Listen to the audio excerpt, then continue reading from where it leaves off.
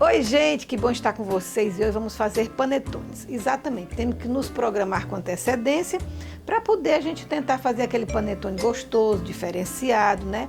E aí vocês que veem muitos vídeos, vão ver o meu também, porque eu sempre também dou uma dica para acrescentar e juntar com o que vocês andam pesquisando.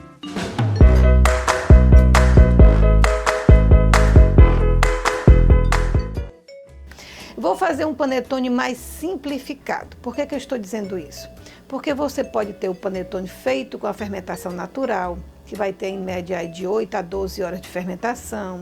Você pode ter os panetones com produtos, vamos dizer, para longa shelf life, que é uma vida mais longa, tá? E pode ter uns panetones mais artesanais, como é o que eu vou fazer aqui. Tá certo? Então nós vamos fazer um panetone simples, que é aquele panetone que você menos gordo, tá? Com menos gordura. Quem conserva o panetone, é muito importante você saber disso. Quem conserva o panetone, na realidade, são as gemas e a gordura, a manteiga, a margarina que você usa, tá certo? E também pode ter os melhoradores de massa. Como eu vou fazer um panetone mais simples, tá certo? Mais simples em termos de preparo e também em termos de custo. Tá certo? Então esse fica mais viável para você fazer. Se você quiser um panetone com a vida longa, você vai lá aí no meu canal, baixa o nosso e-book de panetones, que eu vou ter esse simples, mas também vou ter os mais, um trabalho um pouco mais elaborado e com um percentual de gordura maior, para que ele tenha uma vida mais longa, sem nenhum produto químico de antimofo. Combinado? Então vamos lá, o que é que nós vamos fazer? Aqui eu tenho 250 gramas de farinha de trigo. Então vamos começar com a primeira massa, com uma esponja. Eu vou colocar aqui umas 2 colheres de sopa do açúcar. Você tem aí a receita do nosso panetone. Vou colocar 2 colheres de sopa do açúcar, só para a gente ativar o fermento. E aqui eu tenho 20 gramas de fermento seco para pão. Mas Matu, não é muito fermento não? Sim. Geralmente a gente tem nos panetones tem uma quantidade maior de fermentação, de fermento seco. Se você quiser fazer o fermento com o fermento levain, você calcula em torno de 25% sobre o peso da farinha, tá? Mas vem lá no meu e-book, tá tudo bem direitinho, bem explicadinho. Aqui eu vou colocar uma xícara de chá de água. Detalhe, água filtrada em temperatura ambiente, tá certo? Se você estiver no sul do país e a água estiver muito fria, dê uma quebradinha da frieza, tá? Porque é muito importante. Aqui no Nordeste, onde eu estou em Fortaleza, eu uso a temperatura ambiente, que nós estamos aqui a 29, 30 graus, tá? Então eu vou juntar tudo e nós vamos fazer essa pré-massa ou esponja. Pronto, vamos bater aqui. Pode ser feito na mão, professora? Pode. Então, assim, é muito importante essa ativação do fermento, tá certo? Muito, muito importante. Você só vai misturar mesmo e deixar aqui. Nós vamos literalmente fazer uma esponja. Ó, ela vai ficar uma massa assim, olha. Deixa eu mostrar pra você, olha. Uma massa assim molhada, tá? E nós vamos deixar aqui uns 10 minutinhos. É só pro fermento se alimentar, se reidratar, porque ele precisa de água e precisa de farinha para comer. E o açúcar vai fazer o quê? O mesmo que faz com a gente, vai ativar, tá? 5 minutinhos aqui. Gente, 5 minutinhos, 5, 10 minutinhos, também não tem importância se passar, tá? Coberto para que a massa não seque. E agora nós vamos dar continuidade. As gemas, certo? Vamos colocar o açúcar. Vamos juntar o sal. Vocês têm as quantidades aí. E eu vou juntar, existem as essências de panetones, que você já pode comprar. Se não tiver aí perto da sua casa, ou é difícil para você ir a algum distribuidor de produtos de panificação, você pode usar a essência de laranja, tá? Eu geralmente, para essa quantidadezinha que nós estamos fazendo, eu uso em torno de 10 gotinhas, sabe? Eu particularmente gosto de usar a raspa da laranja e a raspa do limão, os dois. Eu uso menos o limão e mais a laranja. O açúcar, o sal, as raspas, vou colocar mais meia xícara de água. Nós vamos bater e vamos acrescentar, eu aqui tenho 1 xícara de farinha, mas eu não sei se vai pegar. Por que que eu tenho que ter precaução? tamanho das gemas que eu usei foi de ovos grandes. Eu não sei se em casa você vai usar. Então eu prefiro que você veja o ponto e a gente vai trabalhando junto.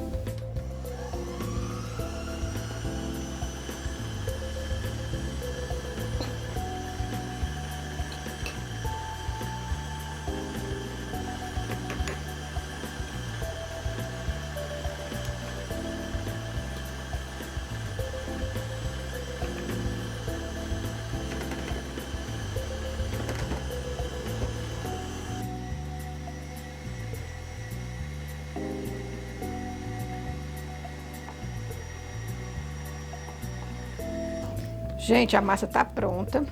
Essa daqui me pegou 5 xícaras de farinha de trigo, tá? Foi 2 da primeira vez na pré-massa, botei mais 2 e botei mais 1 agora. Vocês estão vendo aí a massa como ela fica um pouco mais líquida, tá certo? E agora nós vamos pro primeiro segredinho. A segunda, aliás, o primeiro foi a pré-massa, que é muito importante a hidratação do fermento. Por quê? Porque ele vai trabalhar com muita gordura. Então é uma massa mais pesada. A segunda, vocês estão vendo que é uma massa que eu deixei ela um pouco mais mole, tá? Porque massas mole fermentam mais rápido. Então eu bati e agora nós vamos para o outro segredinho. Eu vou deixar ela descansar em torno de 20 minutos, 30 minutos. O que é que vai acontecer com esse descanso que eu vou dar agora a ela, certo? Aí você cobre para ela não encascar, tá bem? Primeiro, é muito importante você usar uma boa farinha. A farinha de trigo Dona Maria ela é muito estruturada, tá certo? Então vai dar um bom panetone. A segunda coisa, esse descanso que nós vamos fazer agora, ele vai servir quase como uma hidrólise para a farinha. Então ele vai dar aquela enxugada na farinha. Porque se a gente continuar a bater agora, botando mais, tá mole, tá mole. Não, vamos deixar ela descansar um pouquinho, porque essa farinha vai absorver o líquido, tá certo? Ela vai, como é que eu digo, ela vai se estruturar melhor para depois nós colocarmos a gordura. Pronto, gente, 30 minutos depois, né? Tá aqui nossa massinha. O que é que eu vou fazer agora? Olha, como ela começa a ficar mais estruturada, porque ela começa a absorver. Eu vou juntar a margarina, tá? Vamos ligar aqui a batedeira e vamos juntar a margarina. Quando você fizer o panetone que é mais gordo, tá lá no meu e-book, tá certo? Você vai ver que há uma diferença no modo de fazer, tá certo? Principalmente em função da gordura.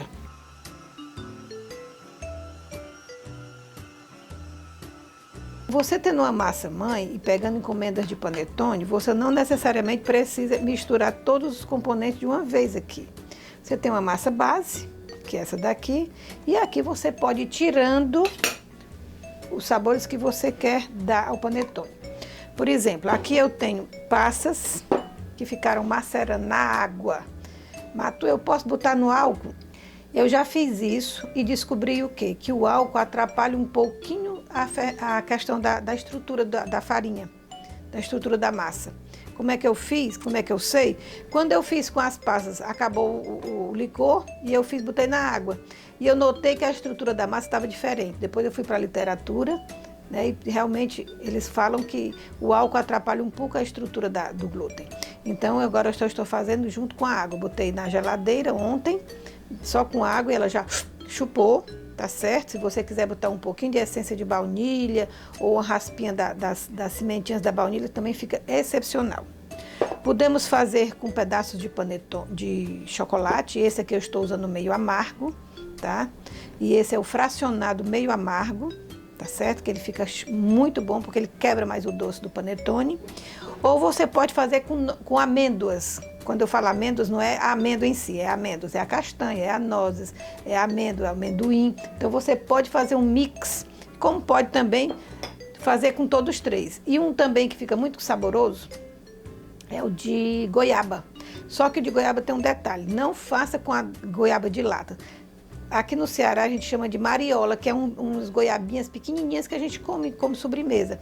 Ele é muito duro, então esse é ideal para fazer o panetone, porque ele não se desmancha. Se você usar o de lata, ou então você que está no sul, a goiabada cascão, porque ela é bem dura. Quando você corta, você consegue tirar os quadradinhos, aí passa na farinha de trigo, tá certo? Para que ela consiga ficar mais bem distribuída no seu panetone. Então depois que ele está aqui pronto, certo?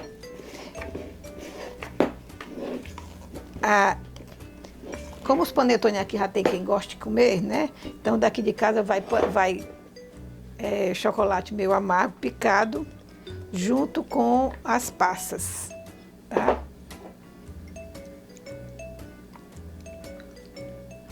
Já é menos passa, meu Bruno não gosta muito de passa, né? E vai junto com o meu amargo, ele nem nota.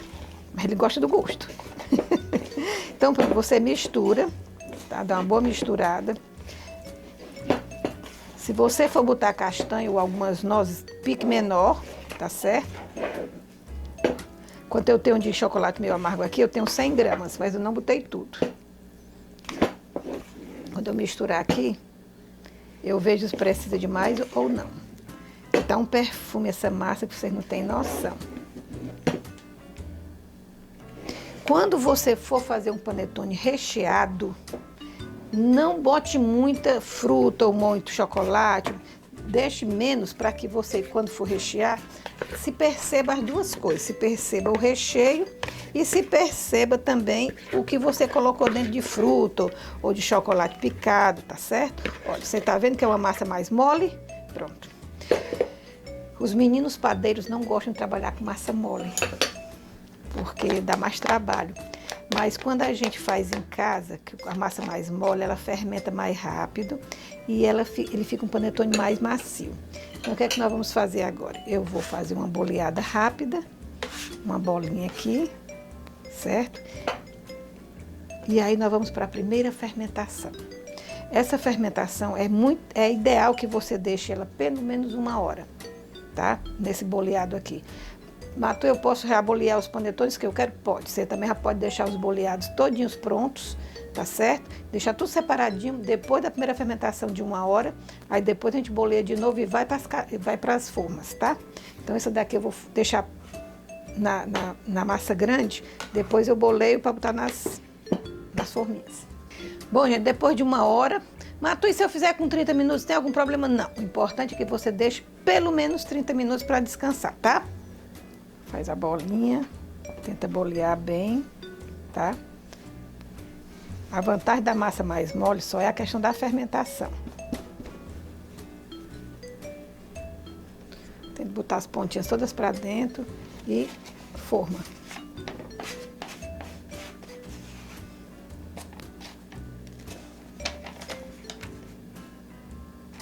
Vamos fermentar agora sim. Agora leva em torno de 2 horas.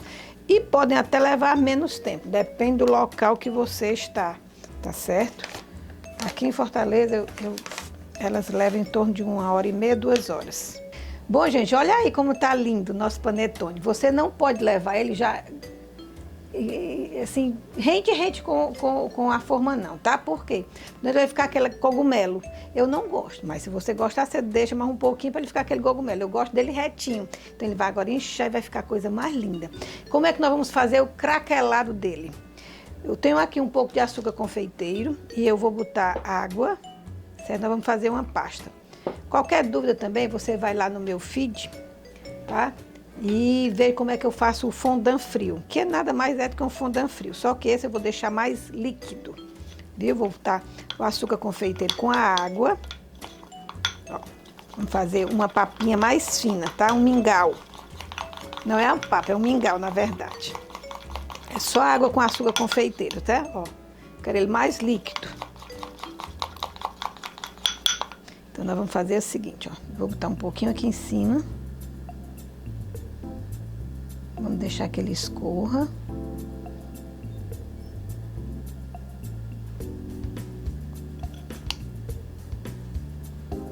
Deixa mais no meio, que aí ele vai escorrendo, tá? Depois a gente vai consertando.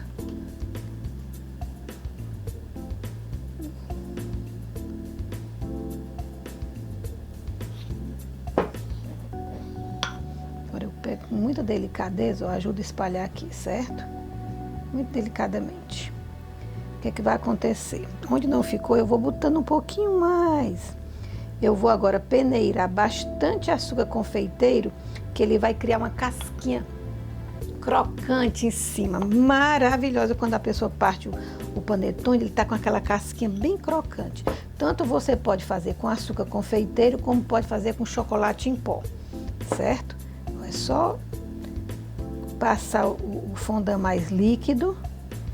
E aí, se você quiser o fondant para decoração, vê aí no meu feed que você vai aprender a fazer um fondant frio rapidinho, viu? Aí, pronto. E aí você pega o açúcar confeiteiro. Não tenha pena, viu? Pode botar bastante. Que é para ele fazer aquele craquelado da casquinha, viu?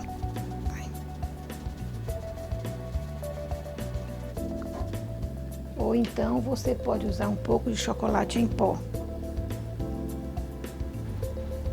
Que você pode identificar os que estão só com frutas e os que estão com chocolate em pó. Pronto. E agora vamos levar ao forno. A princípio 180 graus no início, certo? Depois você baixa, depois de que ele fermentar, depois mais ou menos uns 15 minutinhos, 10, você baixa para 150, que é para poder ele cozinhar. Tá? Primeiro ele tem que ter o salto de forno. Depois você baixa, que é para a massa cozinhar melhor, tá bem? Pronto. E vamos ao forno agora. Olha aí, gente, que festa linda, nosso panetone, ficou divino. E agora vamos para a melhor parte, né? Tá todo mundo aqui esperando. Vamos partir o nosso panetone para vocês terem ideia como ele ficou.